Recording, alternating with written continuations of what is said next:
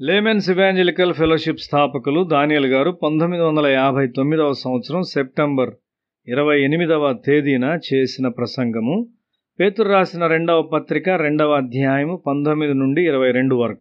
తామే భ్రష్టత్వమునకు దాసులయుండియు అట్టివారికి స్వాతంత్ర్యం ఇత్తుమని చెప్పుదురు. ఒకడు దేని వలన జయింపబడునో దానికి దాసుడగును గదా. భక్తిలో తాము అనుభవించని విషయాలను గూర్చి ఎక్కువగా మాట్లాడువారు ఉన్నారు. వారు వాటిని కలిగి ఉన్నట్లుగా మాట్లాడతారు. మన ఆత్మీయ అనుభవాలను గూర్చి అతిశయోక్తిగా చెప్పినప్పుడు అది ఒక అబద్ధంగా ఉంటుంది. అది తప్పు. సాతాను దాన్ని ఎరుగును. దీని ద్వారా అతడు మన మీద శక్తిని సంపాదించుకుంటాడు. నీ అనుభవమునకు మించి మాట్లాడవద్దు. దీన్ని బట్టి చాలామంది మరలా పాపంలోనికి వెళ్ళారు. అట్టివారిని బట్టి ప్రజలు తప్పుగా నడిపించబడతారు. పేతురు రాసిన 2వ పత్రిక 2వ అధ్యాయం 18వ వచనము.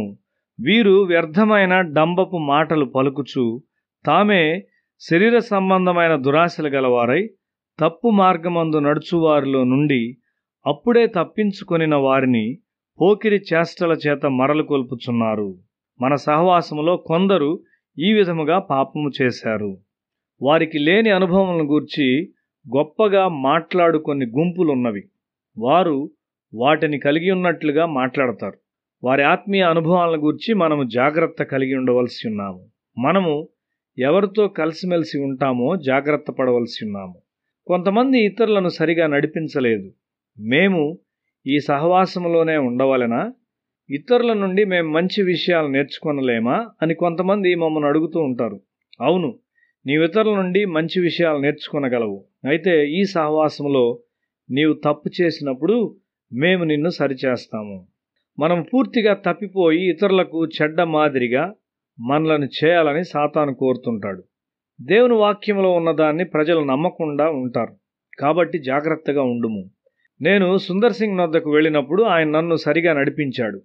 అతన్ని వెంబడించుమని నన్ను అడగలేదు. నా భవిష్యత్తు పరిచర్య ఏ రూపంలో ఉండునో అతడు చూడగలిగినాడు.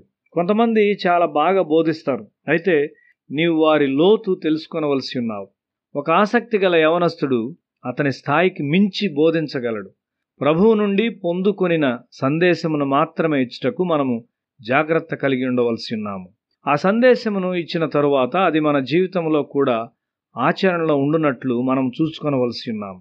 కొందరు వారి మట్టుకు వారు నీరు లేని బావులై ఉండి గొప్ప డంబపు మాటలు పలుకగలరు. మనము ఆ స్థితికి వచ్చినట్లయితే మనతో మాట్లాడుటకు దేవుడు గాడిదలను ఉపయోగించవలసి ఉండును. చాలా జాగ్రత్తగా ఉండుము. మన సేవ యొక్క ఉద్దేశం ఏమై ఉన్నది? మన బోధ యొక్క ఉద్దేశం ఏమై ఉన్నది? బోధించువానిని పట్టుకొనుటకు సాతాను గమనిస్తూ ఉన్నాడు.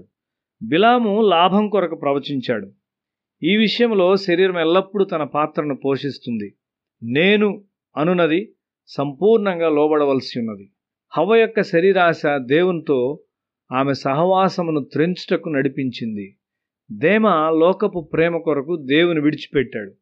ఈ సహవాసంలో చాలామంది గొప్పతనాన్ని వెదకి మమ్మల్ని విడిచిపోయారు. వారి ఉద్దేశం తప్పైనది. వారు లోకంలోనికి మరియు దురాశలోనికి తిరిగి వెళ్ళారు.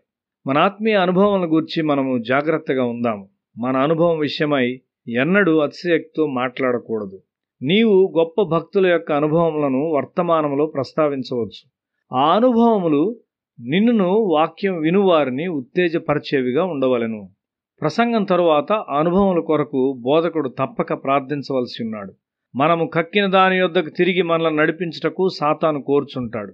యవన ప్రజలు తప్పక దిద్దుబాటును స్వీకరించవలసి ఉన్నారు. ఎందుకనగా వారు సరిచేయబడవలసిన సమయం వచ్చినప్పుడు వారిని సరిచేయుటకు అక్కడ ఎవరూ లేకపోవచ్చు.